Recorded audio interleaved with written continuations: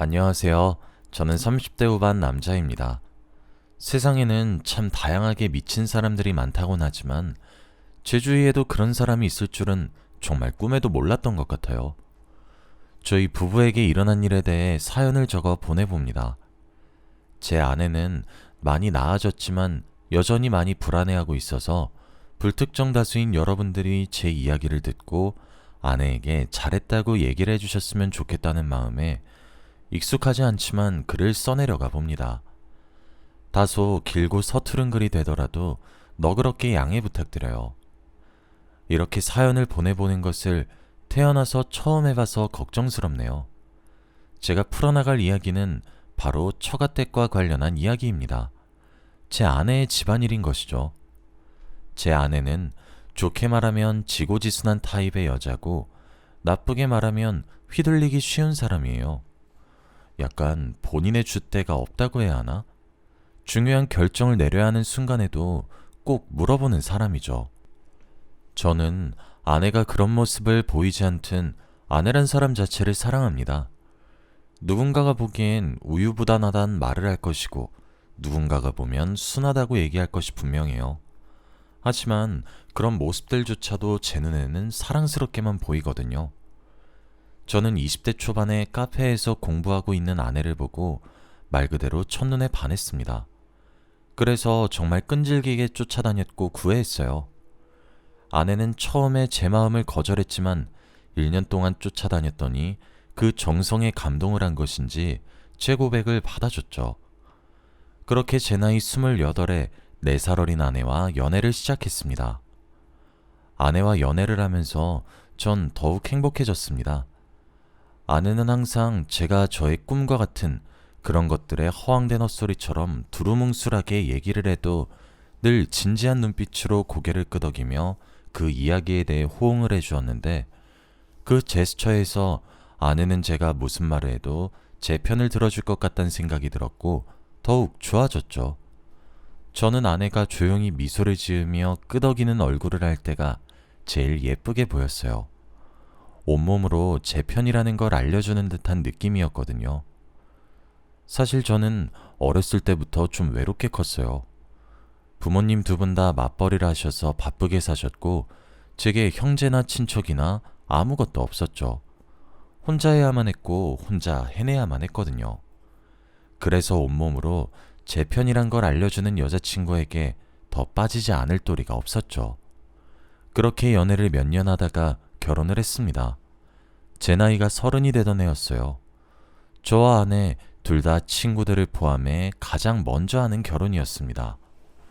아내는 26이란 나이에 저와 결혼을 한 것이니까 요새 보기 드물 정도로 이른 결혼이긴 하네요. 그런데 결혼 이후 아내의 태도가 조금 묘해졌다고 해야 하나? 이게 별 대수롭지 않게 넘어가라고 하면 넘길 수 있을 정도로 아주 사소하고 소박한 사이즈의 문제인데 넘어가자니 찝찝한 느낌이 들고 짚으려고 하니 조금 이상한 사람이 될 것만 같고 그런 느낌이 폴폴 풍기는 행동들이 몇 가지 있었어요.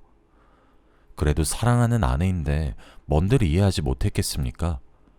그래서 저는 찝찝하긴 하지만 그 문제를 넘기는 방법을 택했죠. 그런데 아내의 행동들이 묘한 이유가 있더군요. 전 그 문제를 멍청하게도 결혼을 하고 한참 뒤에 알게 되었습니다. 아내에게는 5살이 많은 언니가 하나 있습니다. 제게 처형이 되는 사람인 셈이죠.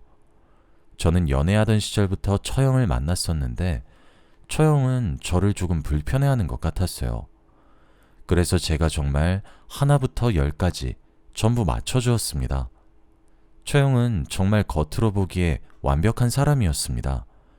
제가 본 것만 얘기를 해도 일단 여동생인 아내를 무척 끔찍하게 아끼는 것처럼 보여요. 처형의 직업은 승무원이에요. 그래서 그런지 얼굴도 정말 예쁩니다.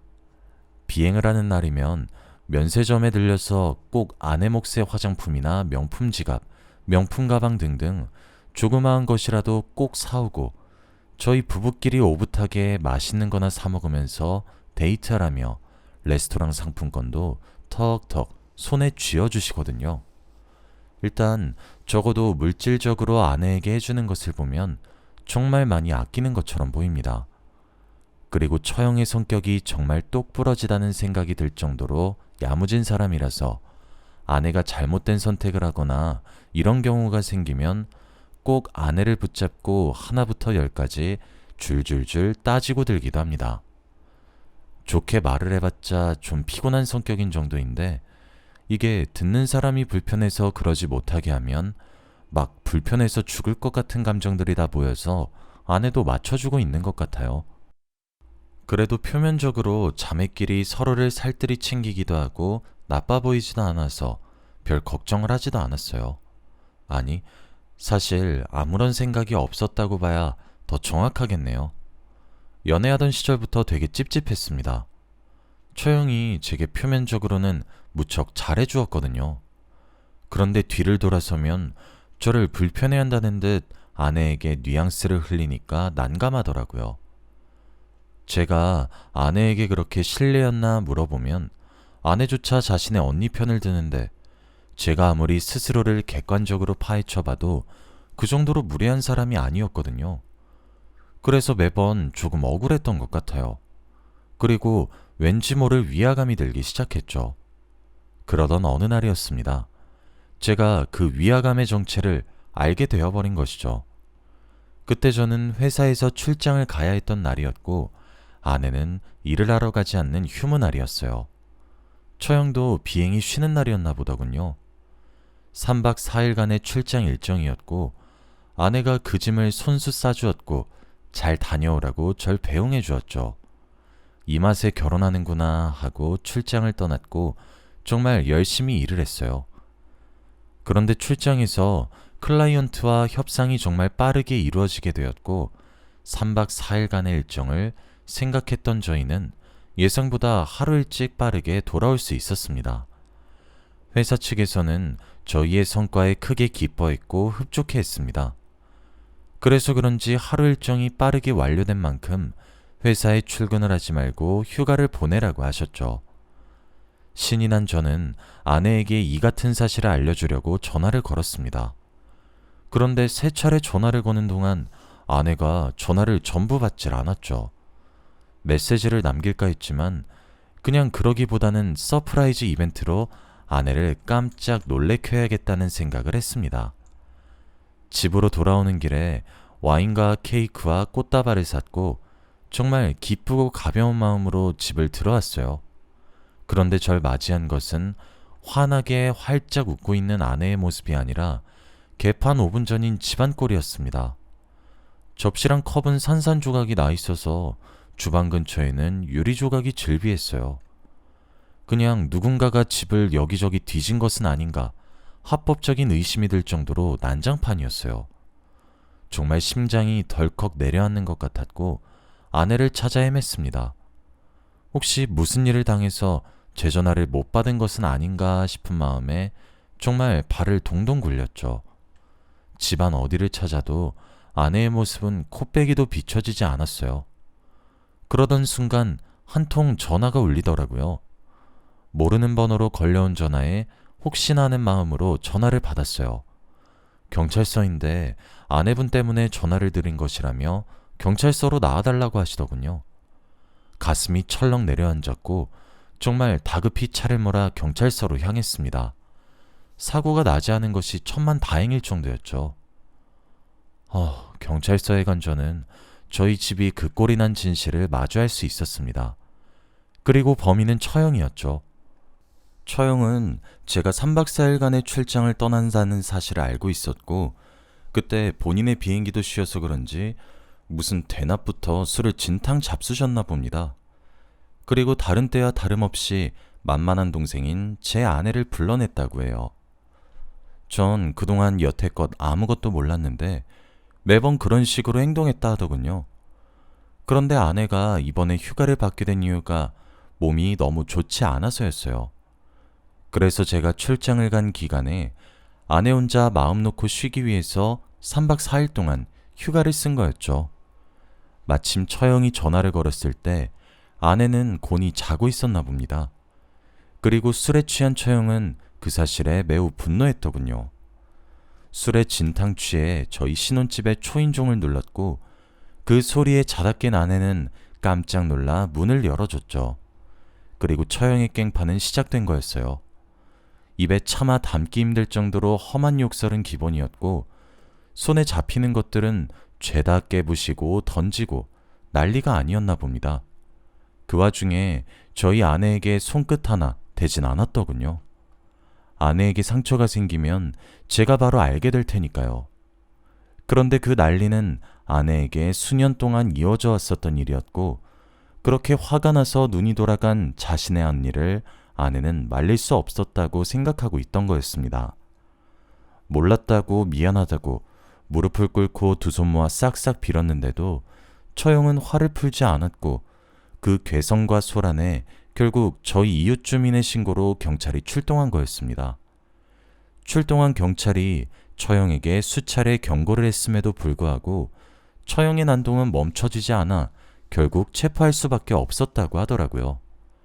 제가 도착한 순간에도 소파에 드러누워서 코를 골며 자는 처형을 보니까 진짜 이게 미쳤나 싶었죠. 저는 장모님께 전화해서 처형을 데려가시라고 말씀을 드렸는데 장모님도 마치 매우 익숙하다는 듯 한숨을 쉬며 알겠다 하시길래 어이가 없었고 그 상태로 아내만 잡아 끌고 집으로 데려왔습니다. 제가 가장 슬펐던 것은 아내의 태도였어요. 저는 처형의 아나무인이며 저런 진짜 난생 처음 보고 어디 가서 듣도 보도 못한 태도를 가졌고 제 가정에 문제를 만들었기 때문에 처형에게 무척이나 화가 나 있었습니다. 그런데 아내는 그게 마치 자신의 탓이라는 듯 제 눈치를 보고 있었죠. 그때 순간 여기서 끝이 아니겠다는 생각이 아닌 확신이 들기 시작했고 아내에게 휴대폰을 내놓으라고 얘기했습니다. 아내는 주지 않으려고 하더군요. 제가 정말 화가 났으니 그냥 달라고 조용히 얘기하니까 망설이다가 결국 제게 휴대폰을 건네줬어요. 그리고 아내의 휴대폰을 열어 처형과 아내가 나눈 가장 최근의 연락을 먼저 봤습니다. 그동안 아내가 사람을 맞춰주는 것을 왜 이렇게 잘하는지 항상 궁금했습니다. 그런 아내가 싫다는 것이 아니라 마치 의견이 없는 사람인 것 같아서 의아했어요. 아내에게 당신이 먹고 싶은 것을 먹자고 해도 음식 메뉴 하나조차도 제 의견에 의지하는 사람이었거든요. 저는 아내를 사랑했기에 그런 점도 개의치 않아 했지만 말이죠. 그런데 그럴 수밖에 없겠다 싶더군요. 처형과 아내가 나눈 대화는 자매라고 할 수 없을 정도로 무척이나 일방적이라고 봐도 될 만큼 폭력적인 대화였습니다. 처형은 기분 좋은 날에는 하나뿐인 동생아 하며 하트 이모티콘을 붙이면서 우쭈쭈 하듯 아내를 불렀고 기분이 나쁜 날이거나 자신의 말을 아내가 거역한 날이면 정말 가족에게 할 말인가 싶을 정도로 거칠고 폭력적인 말을 쏟아붓기 시작하더군요. 쌍욕에 죽고 싶냐는 협박은 기본 옵션일 정도로 말이에요. 그런 메시지들에 아내가 보낸 답장은 하나같이 미안하다는 사과뿐이었습니다. 언제인지 가늠도 잡히지 않을 그 옛날부터 아내는 그런 폭언과 폭행에 시달렸던 거였죠. 그뿐만 아니라 잦은 돈 요구에 과한 바람을 요구하기까지 하는데 진짜 기가 막히더라고요. 매일 소리 지르는 처형에게 시달렸을 아내의 인생이 뻔히 보여서 눈물이 앞을 가렸죠. 처형과 대화를 올려보다가도 아내에게 저와의 이혼을 종용하는 듯한 메시지들을 봤을 때는 분노를 참을 수 없었습니다. 아내는 화가 머리끝까지 난 제게도 미안하다 미안하다 하면서 훌쩍이는데 얼마나 가슴이 아프던지. 제가 더 화가 났던 점은 장인어른과 장모님이었습니다. 제 아내가 처형의 감정 쓰레기통 마냥 개만도 못한 취급을 당하는 것을 다 인지하고 있었으면서 바로잡지 않으시더군요. 제 아내도 처형과 같은 두 분의 친딸인데 말이에요. 저는 그동안 처형이 본인 동생을 아주 소중하고 중요한 존재로 여기는 줄 알았습니다. 보통의 형제자매 사이와는 달리 매우 살갑다고 생각하고 있었어요. 그런데 아내와 살을 부대끼고 살았으면서 왜 이런 일을 겪고 있었는지, 아내가 아무리 숨겨도 제가 왜 진작에 알아차리지 못했던 것인지 정말 스스로가 한심하더라고요. 그렇게 스스로가 무력하게 느껴지는 것이 참... 저는 아내에게 말했습니다. 그때 아내는 저와 이세를 가지려는 준비를 하고 있었거든요. 처형이 우리 가정에 끼친 피해와 앞으로 태어날 우리 아이에게 끼칠 악영향, 그리고 처가댁은 무심한 것이 아니라 무책임한 것임을 하나하나 짚었어요. 아내는 제게 미안하다고만 하길래 저는 단호하게 처가댁과 인연을 끊으라 요구했습니다. 아내는 본인이 음식 메뉴를 뭐를 먹고 싶어 하는지도 결정하지 못하는 사람이기에 제가 단호하게 강요를 했습니다. 과하다면 과한 처사라 해도 할 말은 없지만 아내가 결정하지 못한다면 부부의 연을 맺은 제가 대신 결정하는 것이 옳고 처가댁 전부 아내에게 희생만 강요하는 꼴을 더는 두고 볼 수 없었죠. 다행히 아내는 절 많이 사랑했고 제 의견이 어느 정도 맞다고 생각한 것인지 군말 없이 따라줬어요. 저는 대신 처가댁과 인연을 끊는 대신 제가 처가댁의 몫까지 더 잘하겠다고 맹세했죠. 그 이후 저는 아내의 휴대폰 번호부터 먼저 바꿨고 모든 처가댁 번호를 차단했습니다. 저희 본가에도 연락을 드려 처가댁 연락은 전부 외면하라 신신당부를 했죠.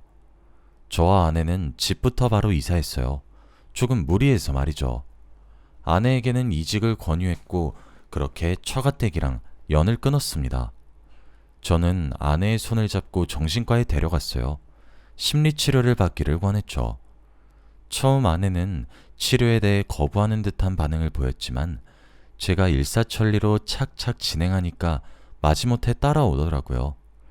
하지만 반년의 시간 동안 꾸준히 심리치료를 받기 시작하자 아내의 상처는 조금씩 드러났고 드러난 상처 또한 조금씩 치유되기 시작했습니다. 아내는 심리치료를 받으면서 본인이 감정적으로 정신적으로 학대를 받아왔고 자신의 부모님이 제대로 된 역할을 하지 못했던 것을 조금씩 받아들였죠. 저는 그렇게 아내에게 처가댁의 그림자를 조금씩 걷어냈습니다. 그리고 아내의 모든 것을 바꾸면서 제 휴대폰 번호 하나만큼은 바꾸지 않았죠. 처가댁에서 난리가 났어요. 특히 처형이 말이죠. 하긴 평생 본인의 분풀이 대상이자 갖고 노는 장난감 그 이상 그 이하도 아닌 동생이 저와 결혼을 하게 되었고 이번 기회를 통해 완벽히 빼앗기게 생겼으니 체면치를 생각도 없어 보이더군요. 저는 혼자 처가댁에 갔습니다. 아내의 정신과 진단서를 떼서 말이죠. 저는 두 분께 들이밀었어요. 아내는 지금 이미 심한 우울증세를 보이고 있었고 두 분의 영향이라고 처형이 저렇게까지 인격적으로 망가진 것 또한 부모인 두 분의 죄라고 그 죄값을 내 아내가 치르는 꼴은 내 두 눈에 흙이 들어가도 보지 못한다고 아내에게 이 집구석은 단 하나의 이로움이 없는데 왜 내 아내가 연을 계속해야 할지 모르겠다고 처형을 개가천선 만드시든지 두 분께서 바뀌지 않는 한 나는 내 아내를 더 이상 처가 사람들의 입맛대로 주무르게 하는 걸 간과하지 않겠다고 으르렁거렸죠. 쌩 난리를 칠 줄 알았던 처형조차 아내가 극심한 우울증이라고 하는 걸 듣더니 입을 다물더군요. 물론 장인어른과 장모님도 말이죠. 양심이 있다면 남은 인생 아내에게 손 벌리지 말라고 으름장을 놓았습니다. 그리고 아내에 거쳐도 연락처도 아무것도 말하지 않을 거니까 할 말 있으면 제게 연락하시라 일렀죠. 그렇게 아내는 처가댁과 인연을 끊은 지 벌써 4년이 흘렀습니다. 저희 부부 사이에는 예쁜 딸아이와 귀여운 아들이 하나씩 생겼고 4년이란 시간 사이에 내 가족이 되었어요. 처음 아내는 치료를 함과 동시에 또 다른 불안감이 생겼더라고요. 본인이 학대를 받았는데 아이를 잘 기를 수 있고 제대로 된 엄마가 될 수 있을까 하는 불안이요. 저는 끊임없이 아내에게 괜찮다고 말해주었습니다. 제가 보기에 아내는 충분히 극복할 수 있는 사람이었거든요. 아내는 4년이란 시간 동안 우울증을 극복했고 이제 본인이 먹고 싶어하는 음식 메뉴도 척척 고를 수 있을 정도로 아주 긍정적인 방향으로 많이 바뀌었습니다. 그리고 저는 변화된 아내의 모습도 당연히 사랑하고 있어요. 시댁에도 아내의 사정을 제가 따로 말씀드리며 사돈이라고 예의 차리시지 마시라고 부탁드렸어요. 그랬더니 저희 어머니도 이제 아내를 며느리가 아닌 딸로 바라보기 시작하셨죠. 아내가 안쓰러워서든 동정심이 들어서든 시작이 어찌되었든 이제 고부관계가 아니라 친한 모녀 사이로 보일 정도로 사이가 좋았습니다. 아내는 그렇게 극복했죠. 그리고 이젠 두 아이의 훌륭한 엄마입니다. 처가댁에서는 종종 연락이 와요. 장모님과 장인어른께서도 아내의 병명을 들은 그날 커다란 충격과 뒤늦은 죄책감이 밀려온 것 같았죠. 그래도 이제 나이를 많이 먹은 처형을 고치는 것은 힘들겠죠. 그것도 저는 다 업보라고 생각합니다. 부모라면 무릇 자신의 아이를 올바른 방향으로 훈육해야 하는 책임이 있으니까요. 하지만 아내는 여전히 문득문득 불안을 느끼는 것 같아요. 아내를 괴롭힌 사람은 지금도 두 발 뻗고 아무런 죄책감 없이 잠들 텐데 피해만 받았던 아내가 악몽을 꾸거나 하면 정말 화가 울컥울컥 치솟네요. 제가 본 가장 미친 사람이었던 처형. 지금은 어떻게 살고 있을지 참 궁금하기도 하네요. 여기까지가 제 이야기입니다. 여러분들이 제 아내를 응원해 주셨으면 좋겠어요. 잘했고 또 잘할 것이라고 말이죠. 긴 이야기 들어주셔서 감사합니다.